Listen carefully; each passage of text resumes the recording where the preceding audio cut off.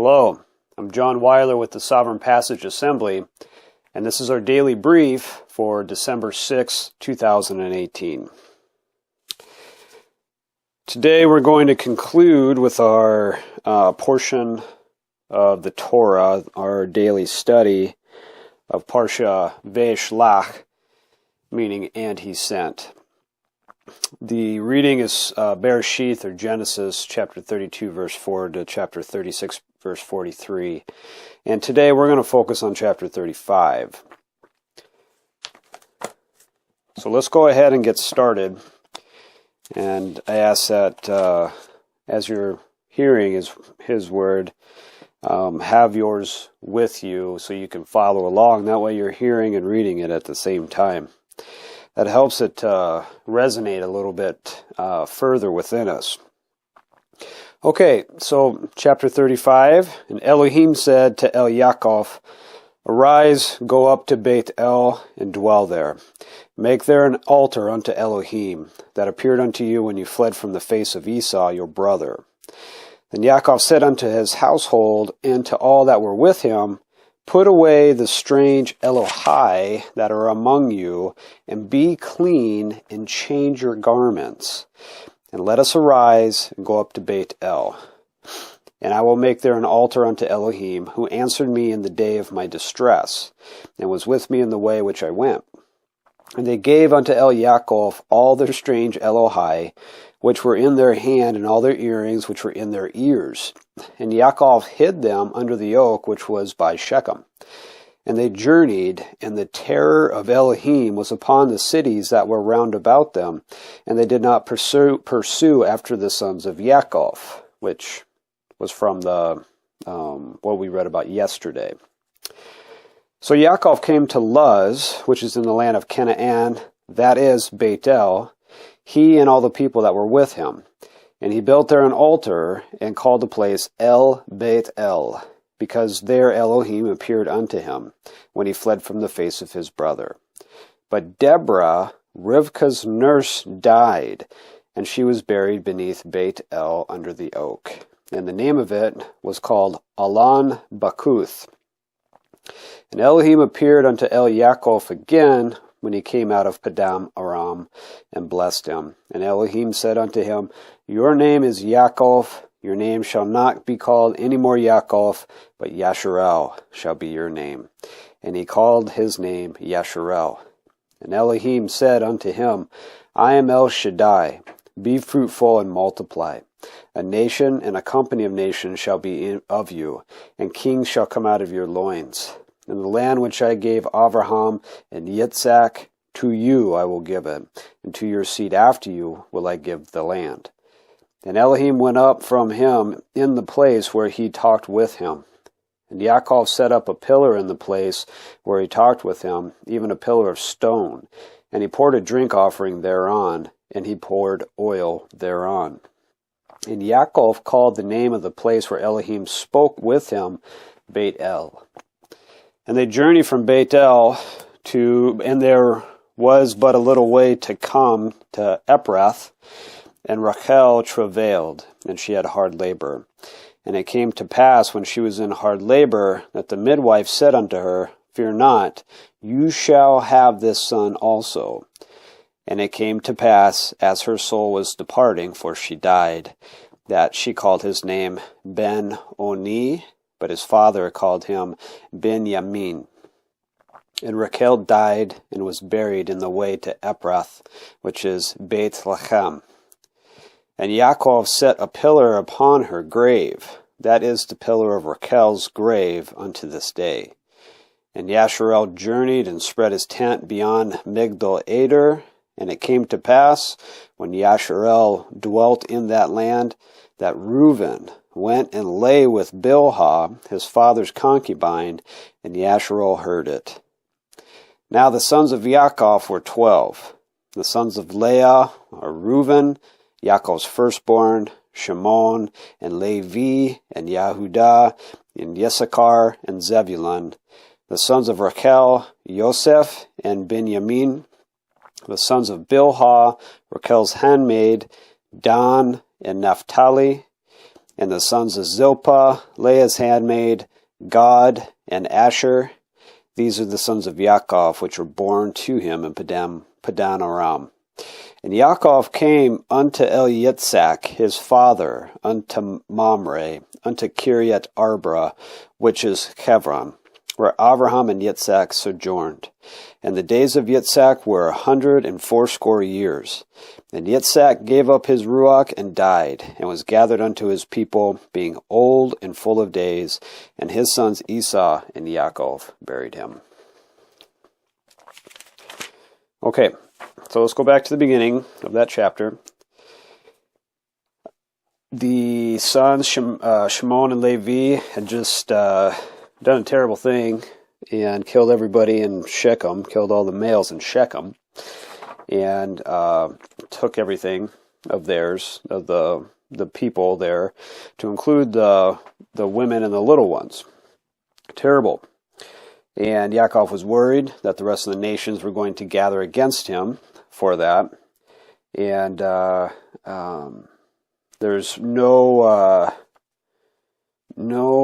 remorse for it, it seems, from the sons, because chapter 34, verse 31, they say, and they said, should he deal, Shechem deal, with our sister as with a harlot? So Elohim then says to Yaakov, arise and go to Beit El. Beit El is a house of El, and dwell there, and make there an altar unto Elohim that appeared to you in the field when you fled from the face, or appeared to you when you fled from the face of Esau, your brother. And that's the account that we had at the beginning of this Parsha with Yaakov's ladder, or the stairway that he saw. So Yaakov said to his household, put away all the strange Elohai, okay, all the strange Elohai, all the strange gods, okay, little g gods, okay, that are among you. So all the strange articles of worship, or the strange things that take your focus off of Elohim. So they had this in their household. And then he says, and be clean and change your garments. Be clean and change your garments. Okay. And then he says, let us arise and go up to Beit El, to the house of El. And I will make there an altar unto Elohim, who answered me in the day of distress, and was with me in the day that I went. So he's saying to come out of the world that you have been in, and as you have been behaving as. Okay, because that's exactly the account that we talked about yesterday with what happened with Dinah. So he's saying, put all that away and be clean, or be pure, and change your garments. So to repent and come back to the way of Yah. Now this is exactly what is being said to us, okay, to keep ourselves from idols. That's what YAHUAH at the end of first epistle, his first letter, is, see if I can turn there very quickly, and I can. It says, little children, keep yourselves from idols. Amen, or truly. It's 1 John chapter 5, verse 21. It's the very end of his letter. It says, little children, keep yourself from idols. Truly. Amen. So, what we're called to keep ourselves from, and what we have always had in our lives, and still, in many cases, we still do. We just don't realize that we're doing it. We see it here, okay, with these patriarchs. Yeah, we talked about it yesterday with their behavior. Okay, they're behaving as if the world around them. All right, so he's saying to come out of the world. And they did. They gave unto Yaakov all their strange Elohai, which were in their hand, and all their earrings, which were in their ears, so where they had marked themselves for who they were following. And Yaakov hid them under the oak tree, which was by Shechem. Now, where they were was by Yerushalayim, or Shalem. Okay, Shalem and Shechem, they're in the same area. So Shalem was the dwelling place of Shem, or Shem, and his son Aber, and that Abraham learned from Noach and Shem, and Yitzhak learned from Shem and Aber, and Yaakov learned from Shem and Aber. All right, so they had understanding of the birthright or the way of YAHUAH from this area of Shalom. Okay, and we have the account of Melchizedek, the king of Shalom or Salem. Okay, so this is a place where Yah had placed his name and will place his name as Yashruel comes back into the land. But there's also this other town near it, which is Shechem. And Shechem did not follow the way of Yah. So you have the way of Yah and then the way of the world. Okay, they're very close to each other. And we see this account here is through the perspective of Shechem, the world. Okay, right next to each other. So you have way of Yah, way of the world. But where the upright of El, Yaakov's household, their focus was of the things of the world. Okay? And so they took that out. They were called out by Elohim and realized what was happening, gave up their strange Elohai, their idols, what they were setting up above the relationship, and their earrings for who they had marked themselves for, and gave them to Yaakov, and he hid them under an oak tree, which was by Shechem. So hid them, left them in the world.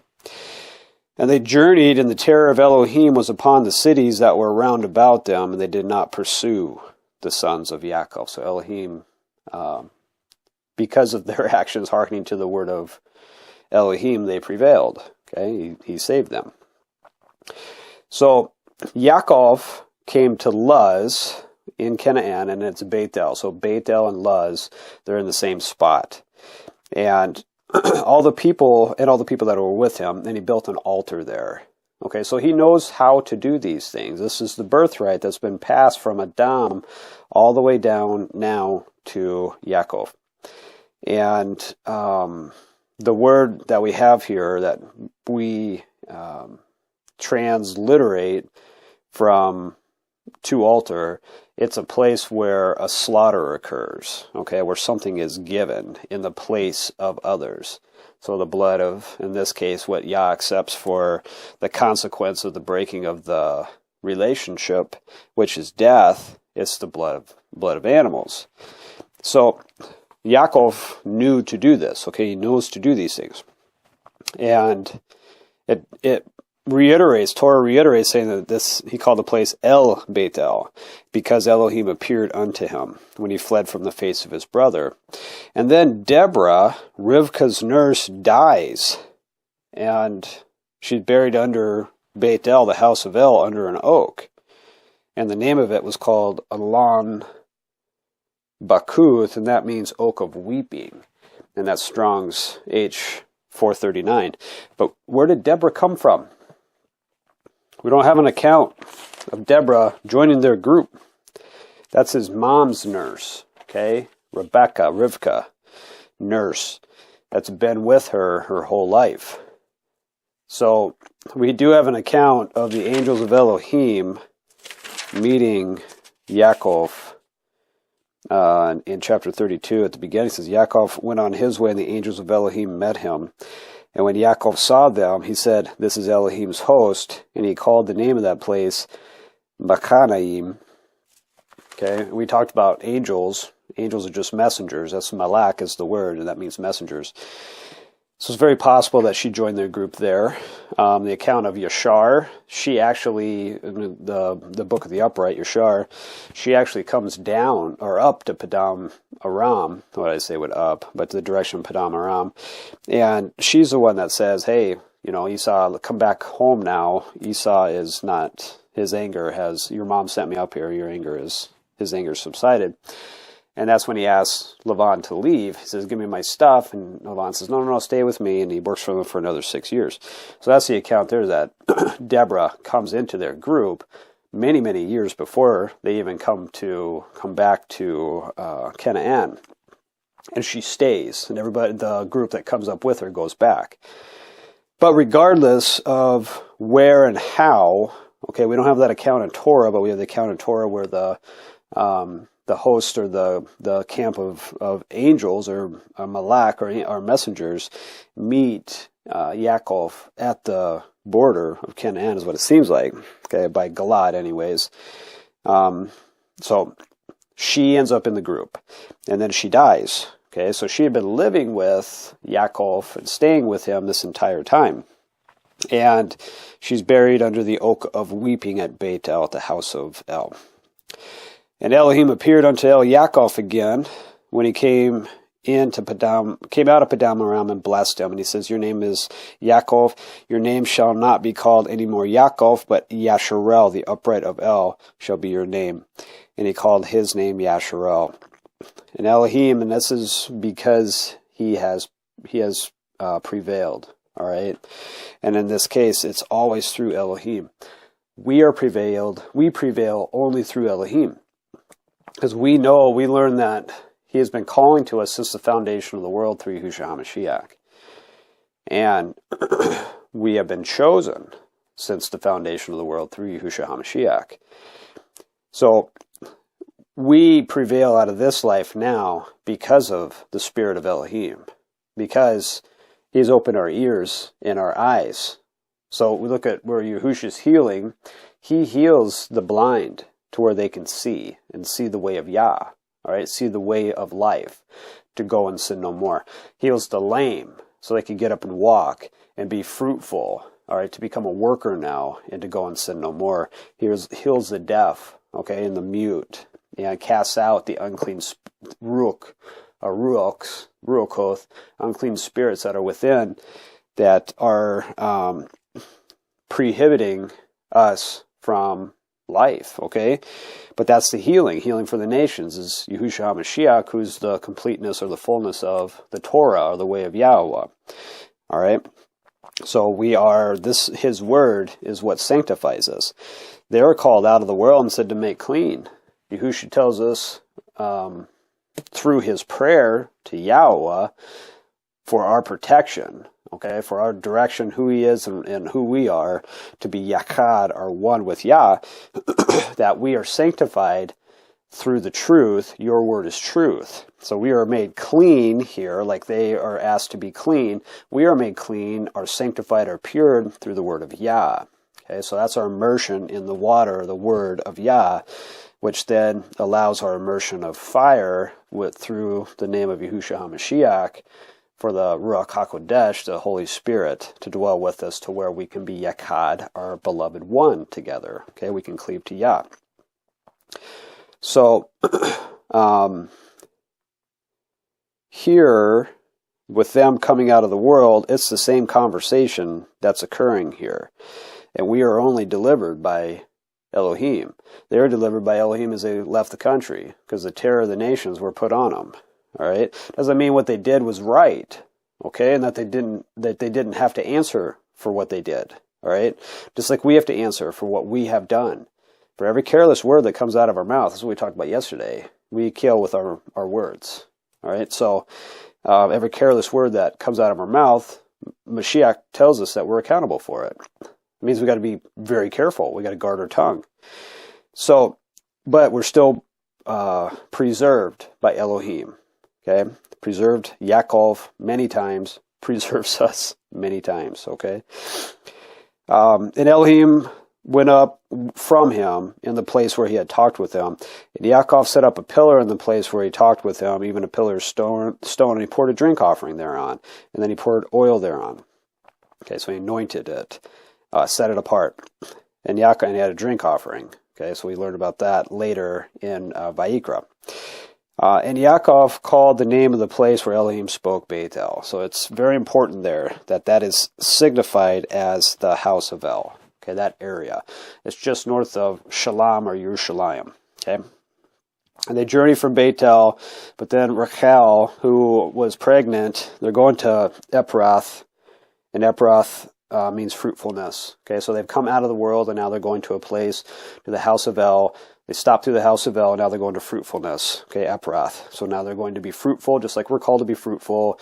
So our root is Mashiach, and we are the branches, so we're called to go out and produce fruit, which is to let our light shine, because we're single on the way of Yah, and out through our mouths comes wells, springs of living water. Okay, so we speak the word of Yah, which is healing for the nations.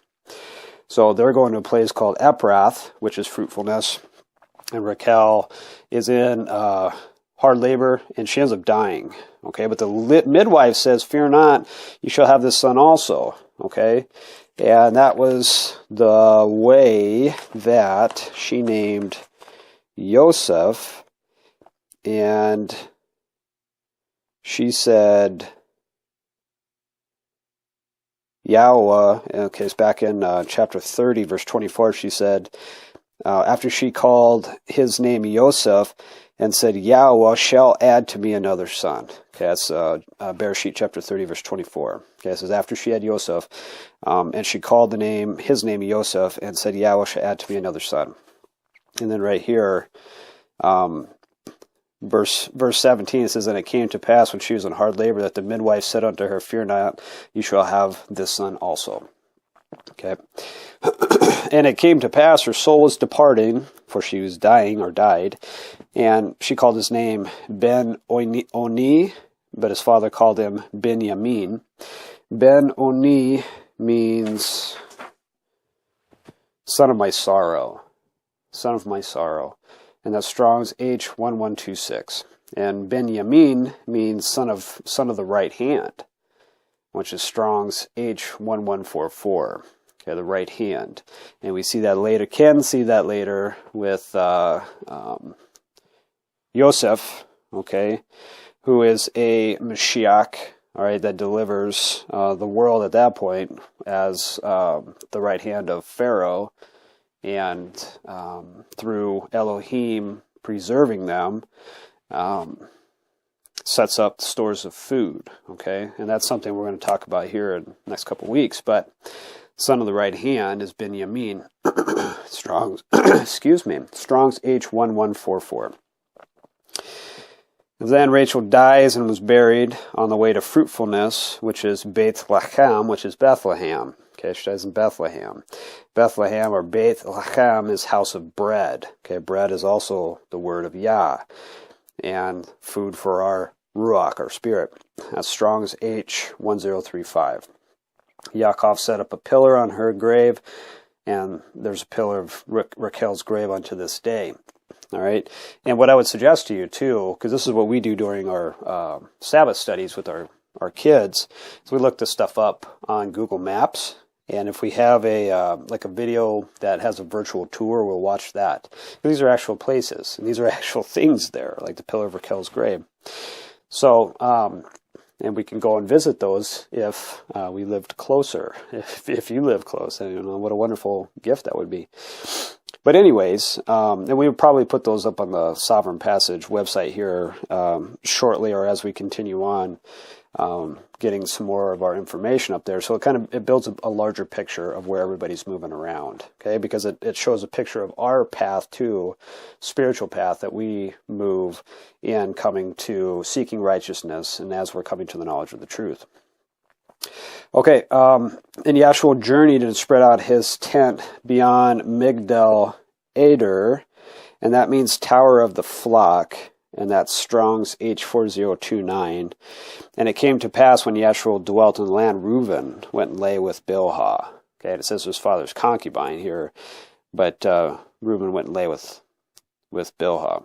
And Yahshua heard it, is what it says. Okay, his dad heard it. And that's really the only account of that we have here, from the initial account anyways. But there can be things that are said about that, you know, how a time of sorrow and grief was occurring, and Reuben was trying to take his father's, you know, authority, whatever. I don't know about all that. I don't know if that's really what was occurring there, but what happened was the action, the choice that occurred has big consequences for the firstborn. Okay, big consequences for what he did, all right, to his father. And we'll see that as time goes on with the things that when Yosef starts to get older, okay? And we also see a change in Reuben, too, if we have a change here where Reuben is trying to take his father's place, in a sense, okay? And then it lists the sons of Yaakov. For Leah was Reuben, Shimon, Levi, Yehuda, Yissachar, and Zebulun. And Rachel was Joseph and Benjamin. And Bilhah, that's Rachel's handmaid, was Dan and Naphtali. And the sons of Zilpah, which is Leah's handmaid, is Gad and Asher. And these are the sons of Yaakov. And then Yaakov came to Yitzhak, his father, unto Mamre, unto Kiryat Arba, which is Hebron. Okay, so Hebron and Kiryat Arba are the same place, and one's Kiryat Arba is in one language of the land, and Hebron is how they speak that, if it is Ivrit, or the Hebrew language, where Abraham and Yitzhak sojourned. And the days of Yitzhak were 180 years, so 180. And Yitzhak gave up his ruach and died, and was gathered to his people, being old and full of days, like his father Abraham. And his sons Esau and Yaakov buried him. Okay, so Yitzhak passes on. Okay, so how does this fit in to us today? Well, we see now the coming out of the world.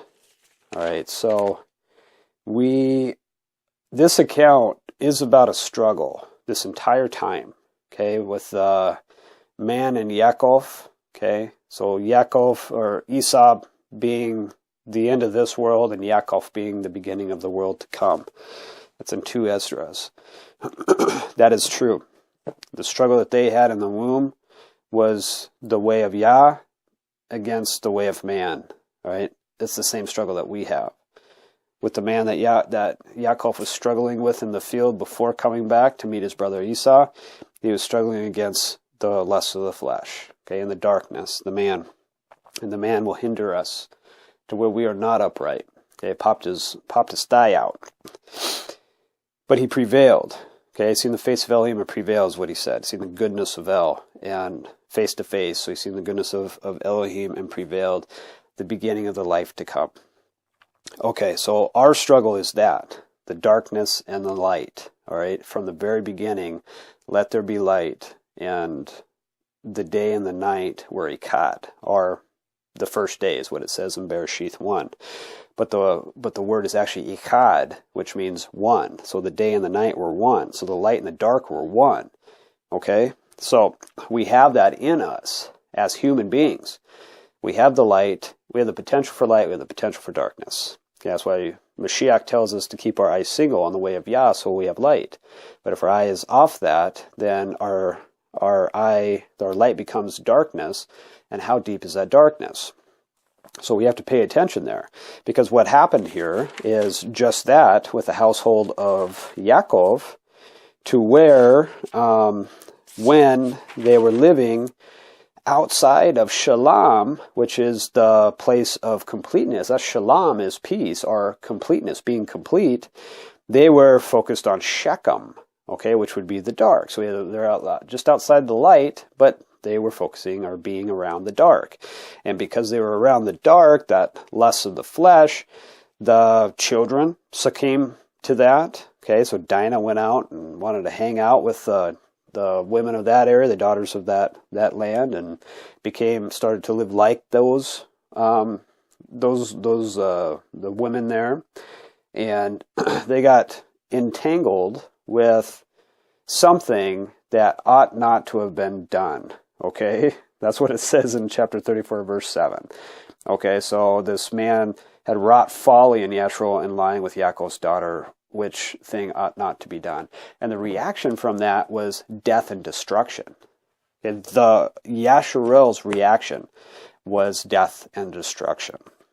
That is not the way of Yah. Okay? Vengeance will be mine, says YAHUAH. That's what we're told as we go out into the world from those sent out with the messages from YAHUSHA, the apostles. We're just to endure. We don't take vengeance Okay, we don't take vengeance on others. Okay, but that's what happened here. Yah is the one that takes care of us. And if we are destined to die by the sword, then that's going to happen. And that's the endurance of the Kodashim. That's what we're told in Ki Zion or Revelation. Our eyes have to be open that if we live in this time frame, that this is going to happen. Everything is laid out. The whole world is laid out. We get the beginning and the end right here in His Word. And it's just where we fit into it. But regardless of where we fit, we repent. We have the opportunity to repent through our doorway, YAHUSHA HA'MASHIACH. Come back into that relationship to where we can be one, or yakad, our beloved one, with YAHUAH. So we don't do these things, but we see the actions that were occurring here. We're all focused on the dark, okay, or the lusts of the flesh. And now they're coming out of that, all right? So now they're going back to the house of El, and they're making atonement, all right? So building an altar and getting rid of the things that they did, all right? The strange Elohai that were taking them away, and they're turning their light into darkness. And that's what occurred. So that's what we're called to do also, all right? So let's go to Luke chapter 17 very quickly. Let's go to our teacher, our shepherd, the fullness of the way of YAHUSHA HA'MASHIACH. And he's talking in Luke chapter 17 about how to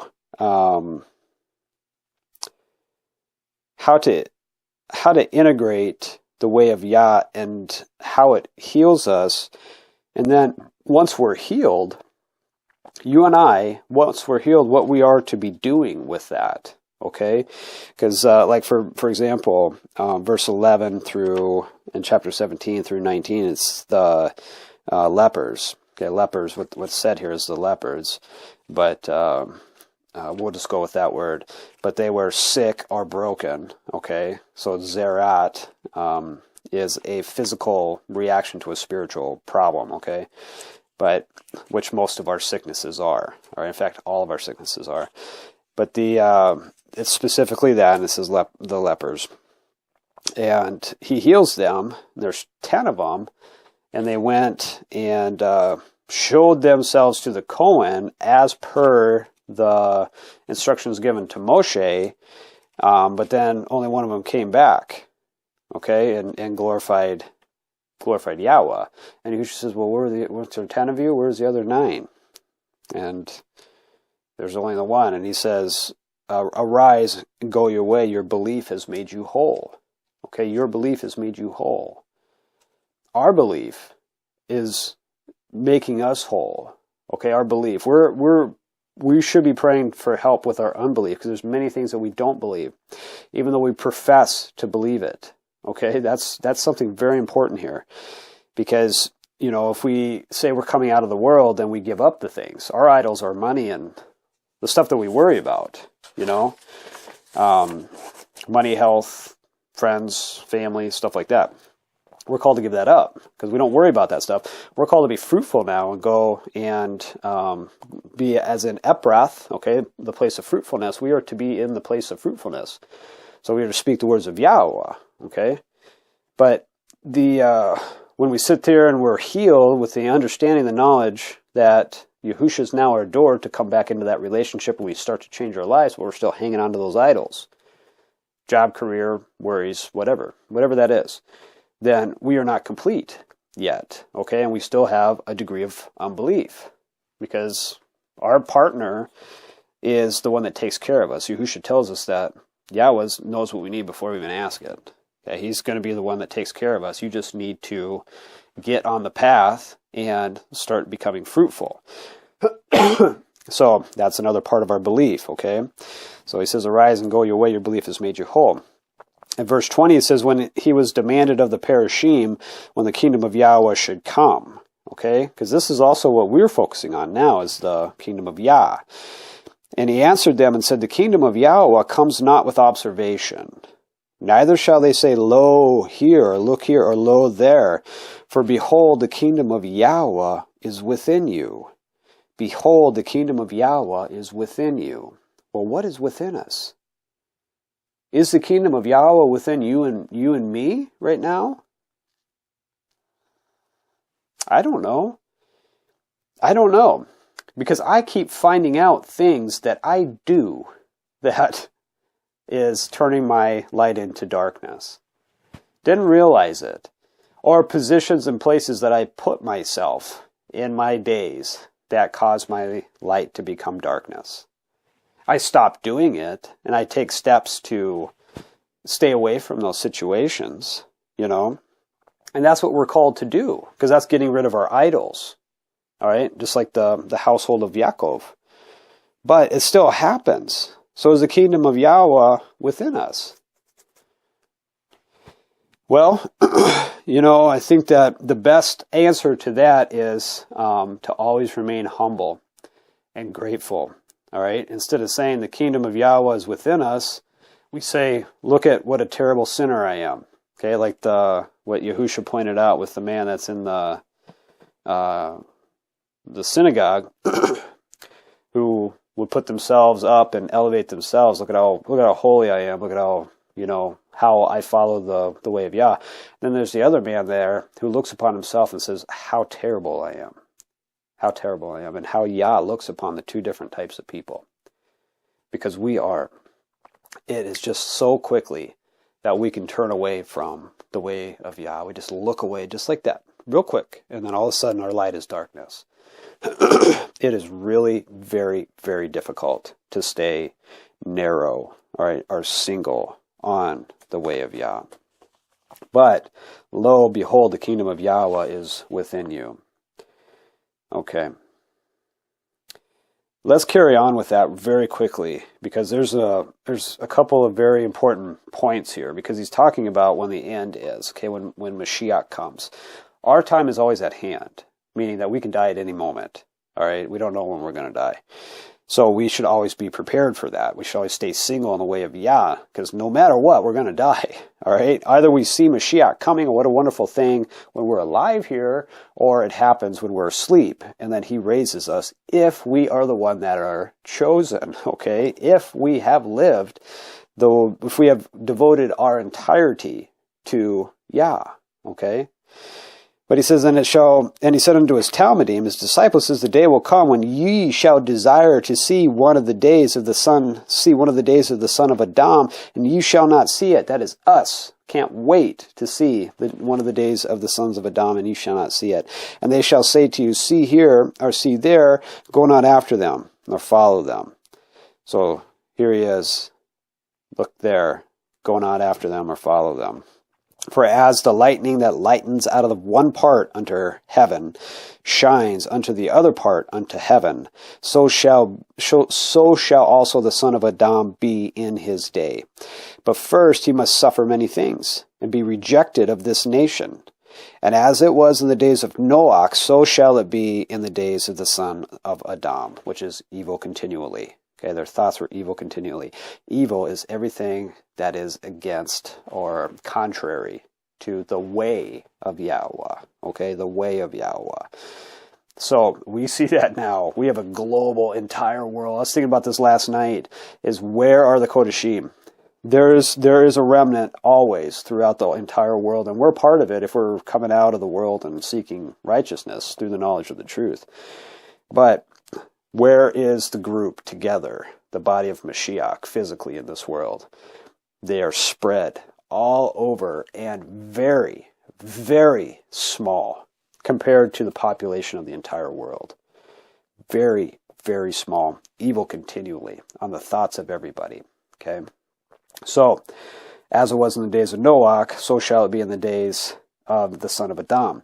They did eat, they drank, they married women, they were given in marriage, until the day that Noach entered the ark, and the flood came and destroyed them all. Going on with life, like normal, the world destroyed. Okay? Likewise, also as it was in the days of Lot, they did eat, they drank, they bought, they sold, they planted, they built. But the same day that Lot went out from Sodom, YAHUAH rained fire and brimstone from heaven and destroyed them all. Okay? It's the same with us, though. You know, I mean, we go about our days, and all of a sudden, maybe we're in a car accident, all right, and we're dead, you know, and everything's done. Or we have a heart attack later. or something ruptures in our brain and we just die, just like that. We have no idea. Okay, and it's the same concept here, though. Just going on with your life, you're not considering the life to come. Okay, Esau is the end of this world, and Yaakov is the beginning of the world to come. If we're just focusing on this world, we're at the end of this world. Speaking about it right here, just going on with life, not without a care, not even a second thought, truly, of the life to come. Even thus shall it be in the day when the son of Adam is revealed. In that day he which shall be upon the housetop, and his stuff in the house, let him not come down and take it away. And he that is in the field, let him likewise not return back. Remember Lot's woman. Whosoever shall seek to save his life shall lose it. And whosoever shall lose his life shall preserve it. Okay? So he says, in this day, okay, the son of Adam, his spirit is being poured out in the world. Okay, we're in day 6. We're at the end of day 6, where we are being made in the image of Elohim. Okay, just like Adam, made in the image of Elohim. This what's happening now is the Ruach HaKodesh, is the Holy Spirit, is being poured out in a way unlike any other point in the world. So now we have people all over the world coming out of the world at the same time. It truly is happening, and it's truly amazing. So what we're talking about is how do we stay on that way? Okay, how do we come down and not look back? Remember Lot's woman. Whosoever shall seek to save his life shall lose it. We want to save our life. We want to be single with that. We got to lose this life. We have to lose everything in this life. Get rid of our idols. Get rid of our strange Elohim. And be clean, be pure, sanctify us through your word is truth, and to take out our markers for this world, okay? And whosoever shall lose his life shall preserve it. I say unto you, it shall come to pass that 2 shall be on a couch, one is received, and the other is forsaken. All right, I sit at home with my family on my couch, okay? It shall come to pass that 2 shall be professing the truth for the same, and one is received and the other is forsaken. Now that's both of those things we have to really pay attention to here. Okay, 2 shall be professing the truth. Your righteousness is everlasting, and your Torah is the truth. Okay, that's Psalm 119, 142. That's truth. Sanctify them by your word is truth. So it shall come to pass that 2 shall be professing truth, which is the word of YAHUAH. All right, shall be professing that for the same. One is received and the other is forsaken. We have to really, really pay attention there, because of where we can profess the words of Yah, but are we the words of Yah? The words of Yah is Yah. Okay, it's YAHUAH. The words of YAHUAH is healing. And if we don't hearken to the words, then we can profess it, we can speak it. If we're not living it, if we're not incorporating it into our entire life, then we are not the truth. We're not the light. Okay, we're not Yakad. We're not cleaved to the Ruach HaKodesh, Ruach Elohim. So, and they answered him and said unto him, Where, Adonai? And he said unto them, Wheresoever the body is, thither will the eagles be gathered together. Okay, so we'll stop with that, with the eagles and all of that, because we'll do a separate talk on that. But it shall come to pass, and 2 shall be professing the truth for the same. One is received, and the other is forsaken. And it shall come to pass that 2 shall be in the field, one is received, and the other is forsaken. So out in the field, working, okay? So we have our parables of our slaves, of the 3 servants, with their talents, okay? Double the talent, buried the talent. Okay, so it was fruitful, knew it, had the gift, but buried it. Okay, so we have to really pay attention to the words of Mashiach there. Okay, the kingdom of Yah is within us, so because we know these things, we need to do them. We need to pay attention that and accept the fact that this is going to end. We're going to die. We don't have any time. We have to keep moving.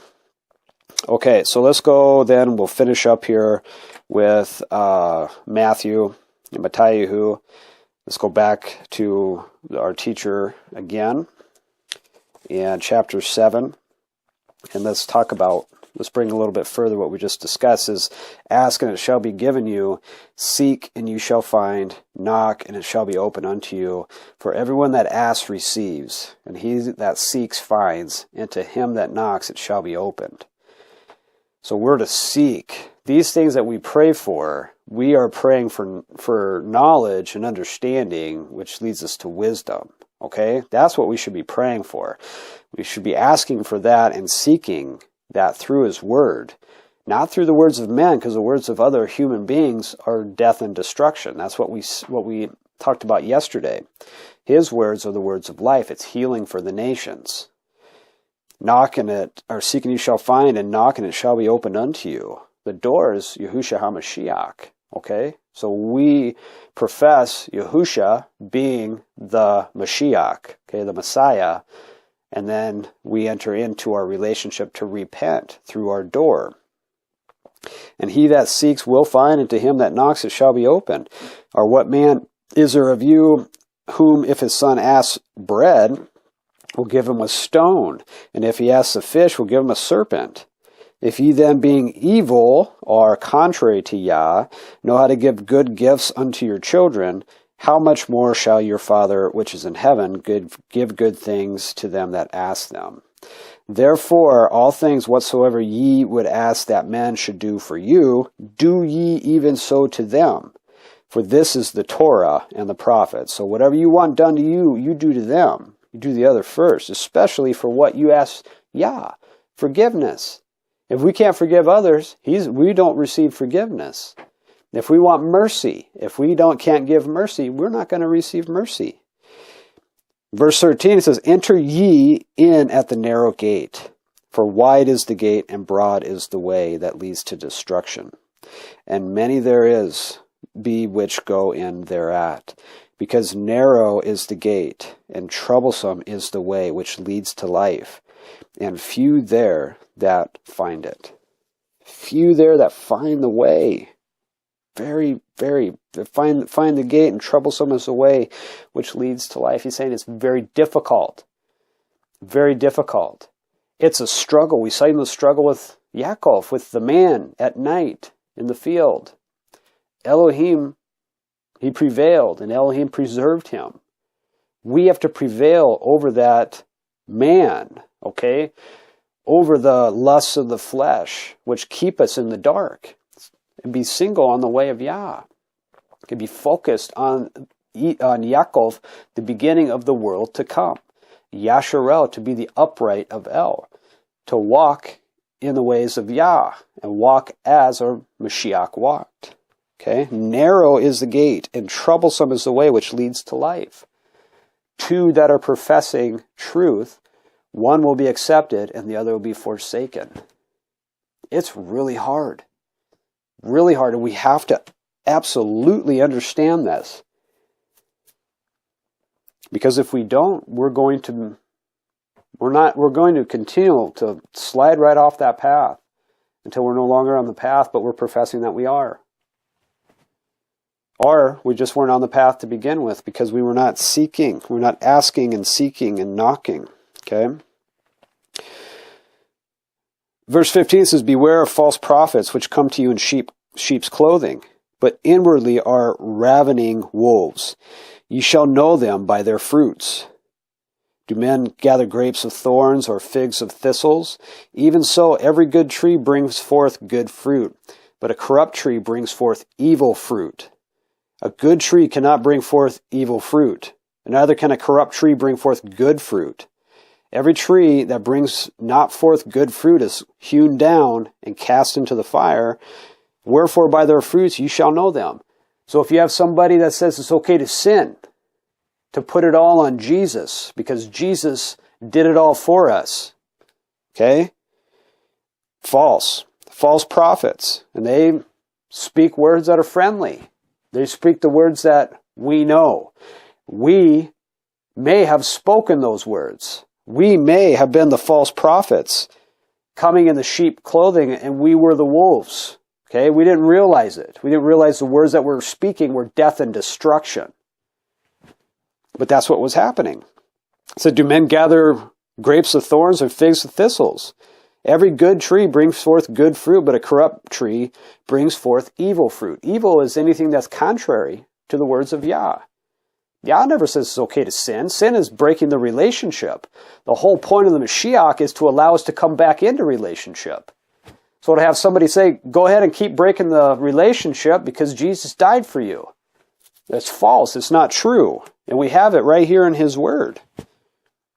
Okay, so ravenous. They'll look to devour you. And people won't realize it. They won't realize. They will have clung to their idols so tightly that this Jesus is the one that does it for me. I love Jesus and I live my life for Jesus. But you're not. You're living your life for yourself. Man. Okay? And we were. That was us. We were living our lives for ourselves. And it got so bad for most of us, got so bad for me, that I threw up my hands and said, everything that I'm doing is making it worse. Please help me. To God. Who is God? But YAHUAH, who had been calling to me from the foundation of the world, that's when I heard it. When I humbled myself, He humbled me, but I didn't see it like that. But then I finally said, okay, and I turned to His Word, which cleans us. Okay, I'm still in the process of getting rid of my idols. You know, there's so many things that happen throughout my day that I realize, I'm setting that between you and me. But in the process of getting rid of our strange Elohai, our idols, and becoming clean or pure, sanctified through His Word. So, wherefore by their fruits you shall know them. This is really important to us because it brings death. We're told how hard it is to enter in to the kingdom of Yah, and how those who are professing the truth, two of them, one will be taken and the other forsaken. So this is our Messiah, all right? Jesus, who says, I love you, I accept you just how you are. That's not what He says here. He says, because narrow is the gate and troublesome is the way which leads to life, and few there be that find it. He doesn't say, I love you, come as you are, okay? He says, repent, because the kingdom of heaven is near, has become near. So it says, don't come as you are now, or you can come as you are now, but you're going to change. Okay? You're going to change to be as YAHUAH, to be holy as He is holy. Okay, so verse 21, He says, not everyone that says unto me, Adonai, Adonai, shall enter into the kingdom of YAHUAH, but he that does the will of my Father which is in heaven. And that's just what we said. Okay, so it's not everybody who says, come as you are, I love you, you come to me, and I will give you rest. Okay, that's what He tells us.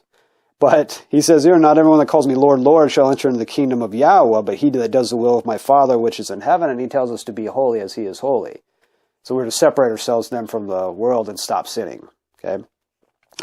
Many will say to me on that day, Adonai, Adonai, have we not prophesied in your name? And in your name have cast out devils, and in your name done many wonderful works. And I will profess unto them, I never knew you. Depart from me, ye transgressors of the Torah. Therefore, whoever hears these sayings of mine and does them, I will liken him unto a wise man which built his house upon a rock. And the rain descended, and the floods came, and the winds blew and beat upon that house, and it fell not, for it was founded upon a rock. The way of Yah, the Torah, the instructions, the way of YAHUAH. And everyone that hears these sayings of mine and does them not shall be likened unto a foolish man who has built his house upon the sand. Okay, this idol of Jesus that forgives me for whatever, just go out, it's all about Jesus. Okay, my whole life is all about Jesus. You're building your house on sand. The foolish man who hears these sayings of Mashiach, YAHUSHA, and does them not, shall be likened unto a foolish man which built his house upon the sand. And the rain descended, and the floods came, and the winds blew and beat upon that house, and it fell, and great was the fall of it. And it came to pass, when YAHUSHA had ended these things, the people were astonished at his doctrine, for he taught them as one having authority, not as one of the scribes. Okay, we see where we were. We have our words here from our teacher, YAHUSHA HA'MASHIACH. And his teachings are what he sees the Father doing and hears the Father speaking, which is the Torah, okay? His instructions for us to be holy as he is holy. We have that now, and we realize it too, because praise Yah, he's been calling to us, and we are been so blessed to hear it. Such a wonderful gift that we cannot forsake that. We're called to come out. Get rid of our idols. Struggle with the man inside of us. Our desire for the lusts of the flesh of the world around us. Struggle, fight that, and prevail. Endure in his word. Because Elohim is who delivered, or Yaakov prevailed through Elohim. Elohim is the one that will deliver us, okay, through his word. So, we have our door, we have our instructions, we have our path, and we know that it's narrow, and we know that that path is very troublesome. But it's not impossible, okay?